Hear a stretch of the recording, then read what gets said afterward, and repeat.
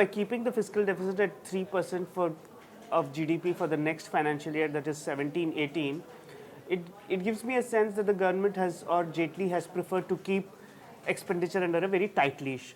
So when you are actually banking on government expenditure at a time and the private sector is not really investing and the sentiments are pretty low, so I don't see growth actually topping 7% or exceeding that. Yeah, well, I think it's, I think if you look at the global scenario plus what's been happening over the last few months, particularly as you mentioned, I think I think the temptation probably to spend was certainly there, but I think they've realized that it's going to be very difficult actually. Interest rates have already, bond yields have moved up in the US, I think, and the economy has rebounded over there, and there's a clear possibility of higher interest rates, which would mean that your flows into India and probably other markets will also be difficult. And the fact that on commodity and global oil prices also the indications are going to be. So maybe they're mindful of some of these things and probably try to be conservative. On the personal income tax, tax the bigger guys. Again, put a surcharge of 10% on the rich. The rich definition comes, closer home, which is just 50 lakhs a month, 50 lakhs a year.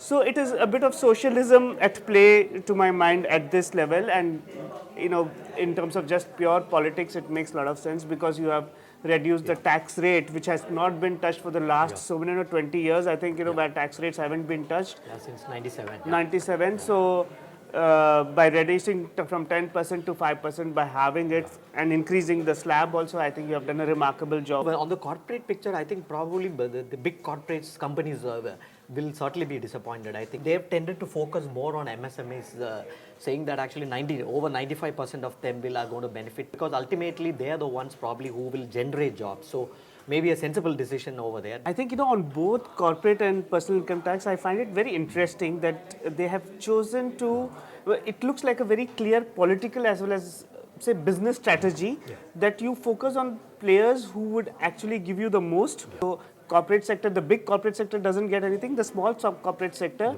SMEs, which is also to my mind, say, contributing 40% to exports and 70% to the manufacturing activity, and they are the small guys, makes sense for the government or the ruling party to focus on the smaller people who are ignored, who do not get SME credit by giving them tax stops. To my mind, he has tried on 2-3 things which he hopes will spur growth, but they are all iffies because, say, housing, it doesn't happen so easily in India. He has increased the outlay for Pradhan Mantri, Gramin Awas Yojana, and he's also given some capital gains SOPs to the housing sector, given infrastructure status to affordable housing.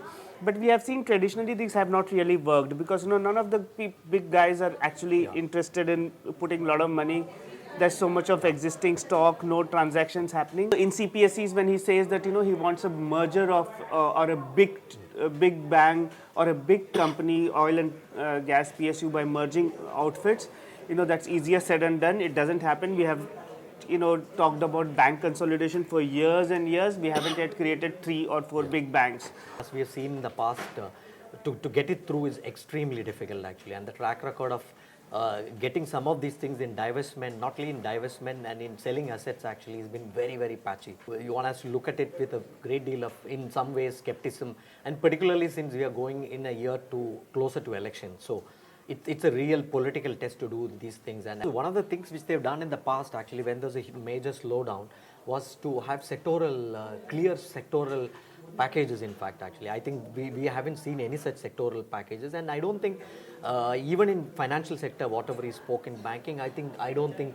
that there is no talk of actually when they started on the banking sector actually beyond that of in terms of changing operationally and even professionalizing the board. None of it has happened. Demonetization, I think the government continues with the language which it has used on day one, on November 8th, when the Prime Minister said that it will tackle corruption and black economy. And looking at how so the survey also takes it forward, it lists the costs and benefits, but doesn't clearly say whether the benefits outweigh the costs. So I'm sure that demonetization has given a one-time dent to the economy, and clearly I think the impact would continue for a while. They may be trying to do is to use this data, whatever they have, including through this demonetization, to show that actually to act on the tax front, in fact, actually, to show that actually to what you call strengthen the case, in fact, actually to widen the tax Base. So when I don't see any dramatic increase in expenditure in many aspects of the economy, be it rural or agriculture, I do not see it as a populist budget. But in terms of just the sentiments, taxing the richer, taxing the bigger guys, or reducing the tax rates for the lower, or talking about a law to confiscate properties of the rich. So I think to that extent it is populist, but I don't see in terms of just pure expenditure or sops to the electorate there is much to offer in this budget. yeah, I think the track record over the last few years, if you look at them, they've been far more conservative in many ways, actually, in their stance, and in some schemes. That's one part of what we see, but ultimately this is all political signaling also. Budget is ultimately all about that, and maybe if at all, probably the other could be that they must be holding the firepower for next year, if at all. I think that would be the last full-fledged budget for this government.